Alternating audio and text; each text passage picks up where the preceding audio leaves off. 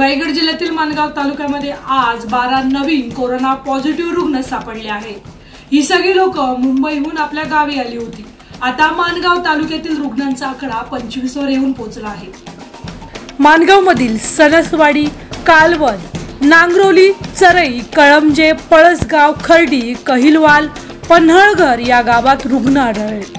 गेल्या 2 दिवसात क्वारंटाईन केलेले नागरिक आणि दवाखान्यात ओपीडी साठी येणारे रुग्ण यांच्या तपासणी दरम्यान केलेल्या स्वॅब मधून हे रुग्ण समोर आले आहेत। शनिवारी एकाच दिवशी माणगावमध्ये कोरोनाग्रस्तांचा आकडा 12 ने वाढल्याने आरोग्य यंत्रणा आणि नागरिकांमध्ये घबराटीचे वातावरण निर्माण झाले आहे।